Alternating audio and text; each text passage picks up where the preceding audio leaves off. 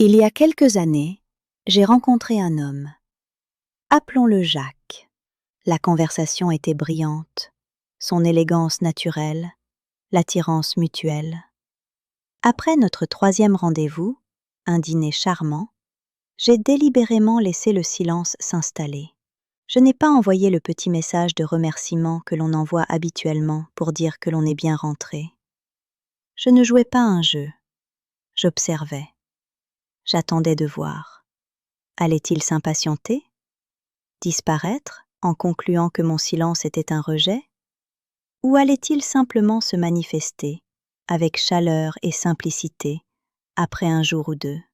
La réaction de cet homme à ce simple vide a déterminé si nous allions nous revoir ou non. Et ce que je vais vous dire maintenant, c'est qu'il n'a probablement jamais su que cette décision avait été prise à ce moment-là. Vous est-il déjà arrivé de sentir qu'une relation prometteuse se glaçait après un silence de 2 jours, sans que vous n'en compreniez la raison? Vous repassez le fil de la soirée, tout semblait parfait, et puis, plus rien.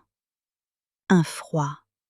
Avez-vous parfois l'impression que vous devez faire un sans faute, que la moindre erreur de votre part pourrait tout compromettre avec une femme qui vous plaît? Peut-être vous dites-vous, mais pourquoi ne dit-elle pas clairement ce qu'elle veut? Je comprends cette question. J'ai moi-même passé 24 ans mariée à un homme, Bertrand, en espérant qu'il devine ce que je ne disais pas. Aujourd'hui, je ne fonctionne plus ainsi. Comprenez bien, ce que vous pourriez percevoir comme des épreuves n'a rien à voir avec un jeu de séduction. C'est un mécanisme de protection. Beaucoup de femmes de ma génération sortent, comme moi, de décennies de relations où nos besoins émotionnels ont été ignorés. Nous avons géré des familles, des carrières, des maisons. À 60 ans, notre temps et notre paix intérieure sont nos biens les plus précieux. Nous ne pouvons plus nous permettre d'investir notre énergie dans un homme inconstant, émotionnellement indisponible ou indécis. Ces moments d'observation sont des diagnostics rapides pour écarter ce risque. Dans notre culture de la pudeur, on ne nous a pas appris à énoncer nos besoins directement. On nous a appris à observer les actes. Alors quand je semble vous mettre à l'épreuve, je ne cherche pas à vous piéger, je cherche à me rassurer. J'ai passé une partie de ma vie à attendre qu'un homme devine ce que je ressentais. Aujourd'hui, je n'attends plus, j'observe. Et votre réaction face à un petit silence ou un contretemps m'en dit bien plus que 3 heures de conversation. Je ne cherche pas un homme parfait, je cherche un homme fiable. Je veux savoir si le sol est solide avant de poser le pied. La première situation, c'est l'épreuve du silence, celle qui vous inquiète tant. Après un week-end réussi, une femme va parfois créer ce petit vide de communication. Elle attend, elle regarde. De votre côté, vous pensez peut-être « Elle n'est plus intéressée, je l'ai ennuyée, c'est fini ». Ou alors « Elle joue à des jeux, je vais l'ignorer à mon tour ». De mon côté, ce que j'observe est très différent. Je regarde si vous devenez anxieux et si vous m'envoyez 10 messages d'affilée, ou si, vexé, vous disparaissez dans un silence punitif. L'homme qui réussit cette épreuve, si l'on peut dire, est celui qui, après un jour ou deux, envoie un message simple et chaleureux. Quelque chose comme « J'espère que votre journée est agréable ». Je repensais à notre conversation sur. Il montre ainsi qu'il est intéressé, mais pas dépendant. Il sait tenir l'espace, sans paniquer et sans bouder. Il vous faut apprendre à tolérer 24 ou 48 heures de silence. Puis, reprendre contact avec assurance et chaleur, sans même faire allusion à ce silence. Ensuite, il y a l'épreuve du petit contretemps. La vie est imparfaite, n'est-ce pas? La manière dont un homme réagit face à un imprévu est extrêmement révélatrice. Imaginez que je doive annuler ou décaler un rendez-vous à la dernière minute pour une raison valable. Par exemple, si mon petit-fils est malade. Certains hommes, même s'ils ne le disent pas, laissent paraître leur irritation. Ils pensent « Elle se moque de moi, ce n'est pas sérieux ». Cette contrariété, même légère, est pour moi un drapeau rouge. Cela me dit qu'une vie avec lui sera une négociation permanente de mes priorités. L'homme qui me rassure est celui qui dit simplement « Bien sûr, ne vous inquiétez pas. La famille est plus importante. Nous remettrons ça une autre fois. » En faisant cela, il se positionne immédiatement en allié, pas en fardeau supplémentaire. Face à un imprévu, montrez toujours de la compréhension d'abord. L'empathie est la plus grande des séductions.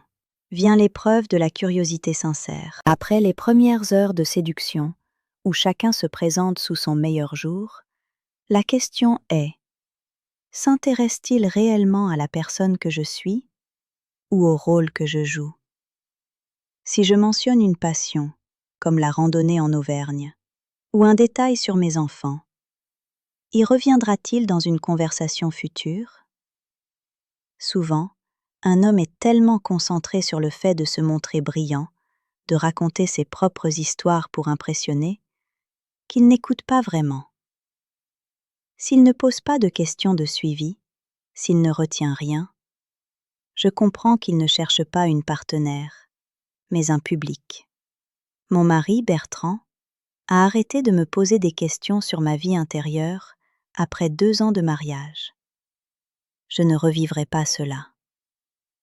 L'homme qui me touche est celui qui, une semaine plus tard, me dira: « J'ai vu un reportage sur les volcans d'Auvergne et j'ai pensé à vous. Écoutez plus que vous ne parlez. Mémorisez un détail et utilisez-le plus tard. C'est la preuve que vous écoutez avec l'intention de comprendre, pas seulement de répondre. » Enfin, il y a l'épreuve du non. La capacité d'un homme à accepter un refus ou une opinion divergente, sans se vexer, est un indicateur crucial de son respect pour moi en tant qu'égal. S'il propose un film que je n'ai pas envie de voir, ou un restaurant où je n'ai pas envie d'aller, et que je refuse poliment, que se passe-t-il? L'homme immature pense: elle est difficile, elle n'est jamais contente. Il va insister ou bouder. S'il essaie de me convaincre ou s'il se vexe, je sais qu'il n'est pas à l'aise avec une femme qui a son propre avis. Je ne suis pas un prolongement de ses désirs. L'homme qui, au contraire, répond avec un sourire: très bien, alors que proposez-vous? J'ai envie de vous faire plaisir. Cet homme-là montre que mon plaisir est aussi important que le sien. Accueillez un non comme une information, pas comme un rejet. Transformez-le en une occasion de collaborer. Je vais vous raconter une histoire précise sur Gilles, le médecin de Bordeaux avec qui j'ai eu une relation si honnête. Très tôt, il m'avait proposé de passer un week-end dans sa maison de campagne. J'en avais très envie. Mais la veille du départ, une de mes amies les plus chères a eu une urgence familiale et avait besoin de moi. Je me souviens de mon angoisse en l'appelant, certaine de le décevoir, m'attendant presque à de la pression, comme Bertrand l'aurait fait. J'ai commencé, la voix un peu tremblante. « Gilles, je suis terriblement désolée. Il y a un imprévu. Je ne vais pas pouvoir venir. » Avant même que j'aie pu finir ma phrase, il m'a interrompue. Très doucement, il a dit: « Sophie, ne vous excusez jamais pour être une bonne amie. C'est une des choses que j'apprécie le plus chez vous. Allez-y, on fera ça une autre fois. » À cet instant précis, ce n'était plus une épreuve, c'était une évidence. J'ai su que je pouvais baisser la garde. Il ne m'avait pas seulement donné la permission d'être moi-même. Il m'avait montré qu'il aimait la personne que j'étais, avec mes engagements et mes loyautés. J'ai décidé de m'ouvrir à lui ce jour-là, en toute confiance. Quand un homme réussit ses épreuves, le résultat n'est pas qu'il gagne la femme comme un trophée. Le résultat, bien plus profond, est que la femme arrête d'observer et commence à partager. La dynamique change complètement. Elle ne se demande plus « est-il fiable ?» Elle pense « comment pouvons-nous construire quelque chose ensemble ?» Les conversations deviennent plus profondes. La complicité s'installe. La véritable intimité peut naître. Elle s'ouvre non pas parce que vous avez passé un examen, mais parce que votre comportement, constant, fiable et respectueux, a rendu cette ouverture possible, et surtout, sans danger. L'homme qui me rassure n'est pas celui qui ne fait aucune erreur, mais celui dont les actions sont cohérentes avec ses paroles. C'est aussi simple et aussi rare que cela. Ce silence que vous redoutez tant, pour nous, il est simplement un espace pour écouter la vérité de vos intentions. Il y a quelques années, j'ai rencontré un homme, appelons-le Jacques. La conversation était brillante, son élégance naturelle, l'attirance mutuelle. Après notre 3e rendez-vous, un dîner charmant, j'ai délibérément laissé le silence s'installer. Je n'ai pas envoyé le petit message de remerciement que l'on envoie habituellement pour dire que l'on est bien rentré. Je ne jouais pas un jeu. J'observais. J'attendais de voir. Allait-il s'impatienter? Disparaître, en concluant que mon silence était un rejet? Ou allait-il simplement se manifester, avec chaleur et simplicité, après un jour ou deux? La réaction de cet homme à ce simple vide a déterminé si nous allions nous revoir ou non. Et ce que je vais vous dire maintenant, c'est qu'il n'a probablement jamais su que cette décision avait été prise à ce moment-là. Vous est-il déjà arrivé de vivre une situation semblable? Un dîner qui se passe admirablement bien, vous rentrez chez vous le cœur léger, satisfait, certain qu'une belle histoire commence. Et puis, plus rien. Le silence s'installe, et ce qui était chaud devient inexplicablement froid, sans la moindre dispute, sans un mot de travers. Avez-vous parfois cette impression épuisante que vous marchez sur un fil, que vous devez faire un sans faute, et que la moindre parole, le moindre geste mal interprété pourrait tout faire basculer avec une femme qui vous plaît vraiment? Et je vous entends presque penser, peut-être avec une pointe d'agacement. Mais enfin, pourquoi ne dit-elle pas simplement ce qu'elle veut? Pourquoi ces devinettes? Je comprends cette question mieux que vous ne pouvez l'imaginer. Je suis l'une de ces femmes. J'ai grandi avec les mêmes codes, dans un monde où les sentiments importants se devinaient plus qu'ils ne se disaient. J'ai moi-même passé 24 ans de ma vie mariée à un homme, Bertrand, en espérant secrètement qu'il finisse par comprendre ce que je ne formulais jamais à voix haute. J'ai appris, à mes dépens, que l'attente ne mène nulle part. Alors comprenez bien, ce que vous percevez comme des épreuves, ces petits tests déroutants, n'ont absolument rien à voir avec un jeu de séduction. C'est tout le contraire. Pour une femme de mon âge, c'est un mécanisme de protection, né d'une longue histoire. Beaucoup d'entre nous sortent de décennies de relations. Pour moi, 24 ans avec Bertrand, où nos besoins émotionnels étaient, disons, secondaires. Nous avons géré des familles, des carrières, des maisons, souvent en silence. À 60 ans passés, notre temps et notre paix intérieure sont devenus nos biens les plus précieux. Nous n'avons plus l'énergie, ni l'envie, de nous investir dans l'incertitude. Nous ne pouvons plus nous permettre de passer des mois à essayer de comprendre un homme inconstant, émotionnellement indisponible ou simplement indécis. Ces moments d'observation que vous trouvez si déroutants sont en réalité des diagnostics rapides, une façon d'écarter, très tôt, le risque de revivre ce que nous ne voulons plus. Dans notre culture française, celle de la pudeur et de la retenue, on ne nous a pas appris à formuler nos besoins directement. Nous avons appris à observer, à lire entre les lignes, à interpréter les actes bien plus que les paroles. C'est une seconde nature. Et c'est précisément pour cela que, quand vous avez agi d'une certaine manière, le résultat que vous avez reçu était celui-là, même si ce n'était pas du tout ce que vous vouliez communiquer. Votre silence, que vous pensiez peut-être respectueux, a été interprété à travers le filtre de notre expérience. Alors quand je semble vous mettre à l'épreuve, je ne cherche pas à vous piéger, je cherche à me rassurer. J'ai passé une grande partie de ma vie à espérer qu'un homme devine ce que je ressentais. Aujourd'hui, je n'attends plus. J'observe. La manière dont vous réagissez face à un petit silence ou à un contretemps m'en dit bien plus long que 3 heures de conversation séduisante. Je ne cherche pas un homme parfait. Je cherche un homme fiable. Je veux simplement savoir si le sol est solide avant d'y poser le pied. Alors, parlons de ces situations, une par une. Prenons la première, celle qui vous inquiète probablement le plus. L'épreuve du silence.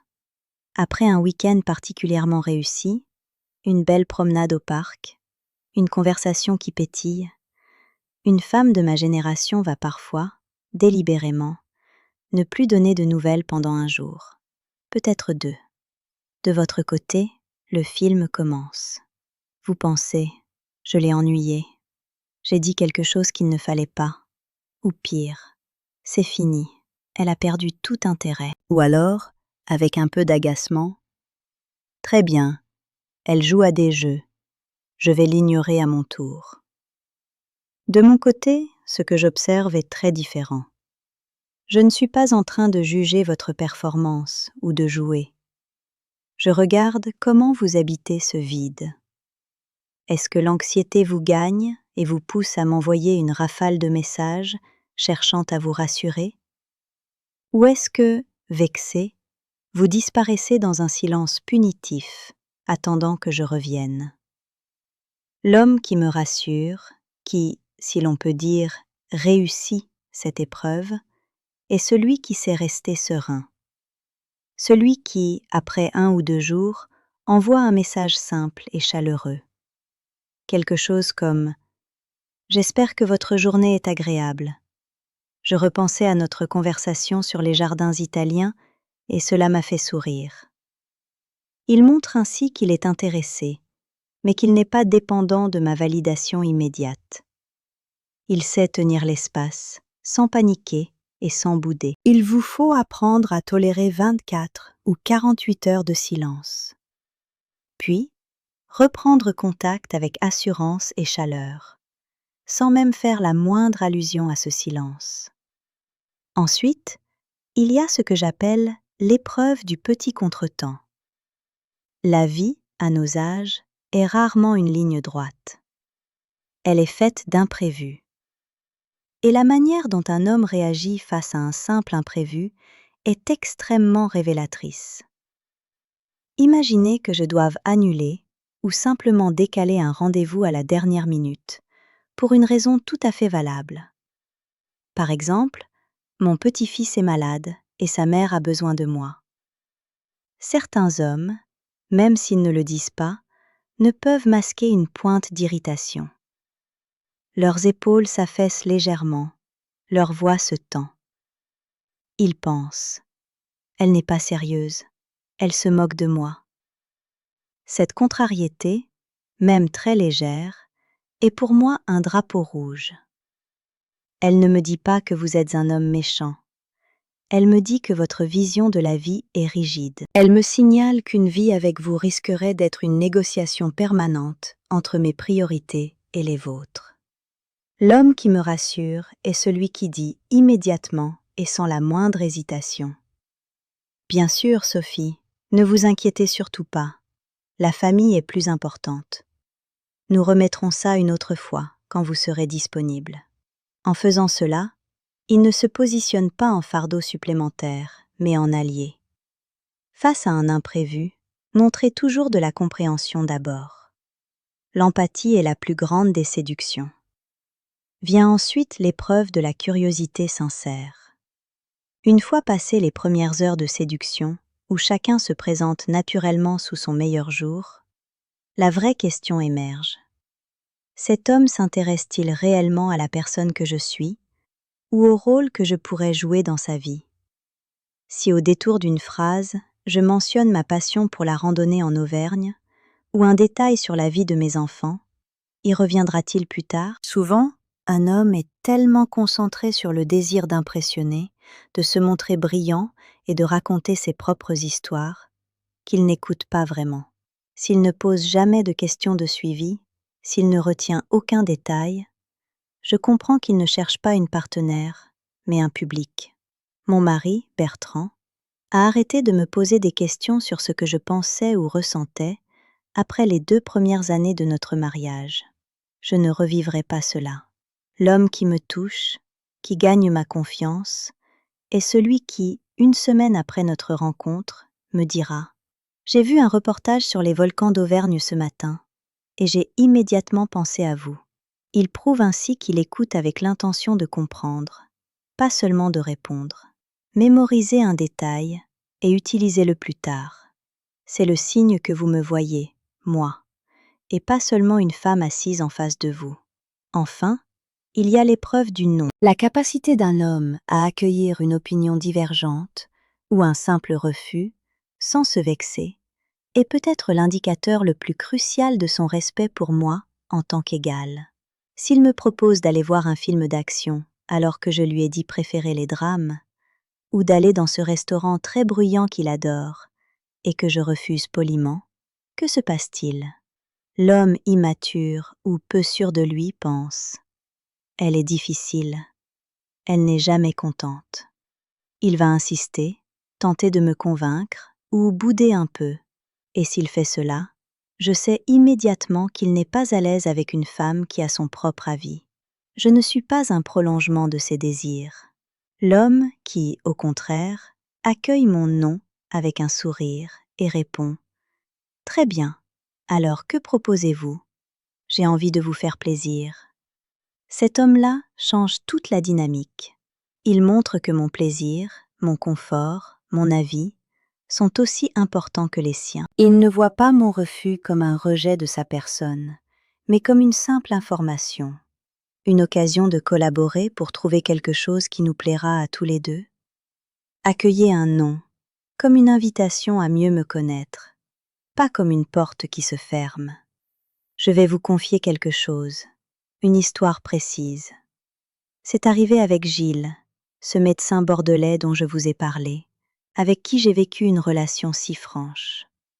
Très au début de notre histoire, alors que nous apprenions encore à nous connaître, il m'avait proposé de passer un week-end entier dans sa maison de campagne. J'en avais très envie. L'idée de quitter la ville, de partager autre chose que des dîners, de le voir dans son propre univers. Tout cela me semblait une étape importante, et j'étais prête à la franchir. Mais la veille de notre départ, le téléphone a sonné. C'était une de mes amies les plus chères, une amie de 40 ans. Elle était en pleine détresse à cause d'une urgence familiale, et elle avait besoin de moi immédiatement. Je vous avoue que mon cœur s'est serré. Pas à cause de mon amie, bien sûr, mais à l'idée de devoir appeler Gilles. Je me souviens de l'angoisse, de cette boule au ventre si familière. Toutes mes expériences passées remontaient à la surface, surtout les 24 années avec Bertrand, pour qui un changement de plan de dernière minute était une offense personnelle, une preuve que je ne le plaçais pas au centre de tout. Je m'attendais à de la déception, à une froideur, peut-être même à une pression subtile pour que je trouve une autre solution. J'ai pris mon téléphone et je l'ai appelé. La voix un peu tremblante, je l'admets. J'ai commencé par m'excuser longuement. Gilles, je suis terriblement désolée. Il y a un imprévu majeur. Je ne vais pas pouvoir venir ce week-end. Je n'ai même pas eu le temps de finir ma phrase. Il m'a interrompue, mais avec une douceur infinie. Il a simplement dit: Sophie, ne vous excusez jamais d'être une bonne amie. C'est l'une des choses que j'apprécie le plus chez vous. Allez-y, bien sûr. On fera ça une autre fois. À cet instant précis, quelque chose a basculé en moi. Ce n'était plus une épreuve, c'était une évidence. Si Gilles avait montré la moindre irritation, s'il avait soupiré, s'il avait dit: ah, c'est dommage, j'avais tout préparé, il aurait confirmé ma peur la plus profonde, celle d'être à nouveau une contrainte dans la vie d'un homme. Mais sa réponse a fait tout le contraire. Il ne m'a pas simplement donné la permission d'être moi-même, avec mes engagements et mes loyautés. Il m'a montré qu'il aimait la personne que j'étais, entièrement, y compris les parties de ma vie qui ne l'incluaient pas. C'est ce jour-là, au téléphone, que j'ai su que je pouvais baisser la garde. Et c'est ce jour-là que j'ai pris la décision, en toute conscience, de m'ouvrir à cet homme. Alors, que se passe-t-il quand un homme réussit ses épreuves, le résultat n'est pas celui que vous croyez. Il ne s'agit pas de gagner la femme comme on remporte un trophée. Le résultat, bien plus profond, est que la femme arrête d'observer et commence enfin à partager. La dynamique change complètement. Elle ne se demande plus en silence. Est-il fiable? Est-ce que je peux lui faire confiance? Elle commence à penser. Comment pouvons-nous construire quelque chose ensemble? Les conversations deviennent plus profondes. La complicité s'installe. Et la véritable intimité, celle qui se nourrit de sécurité et de confiance, peut enfin naître. Elle s'ouvre, non pas parce que vous avez passé un examen avec succès, mais parce que votre comportement, constant, fiable et respectueux, a rendu cette ouverture possible et, surtout, sans danger. Vous avez créé un espace où elle n'a plus besoin de se protéger. L'homme qui me rassure et qui rassure les femmes de ma génération n'est pas celui qui ne fait aucune erreur. C'est celui dont les actions sont, jour après jour, cohérentes avec ses paroles. C'est aussi simple et finalement aussi rare que cela. Et ce silence que vous redoutez tant au début d'une relation, cet espace de quelques jours que vous interprétez comme un vide angoissant, apprenez à le voir différemment. Pour nous, ce n'est pas un piège, c'est simplement un temps de pause, un moment pour écouter, non pas vos mots, mais la vérité de vos intentions.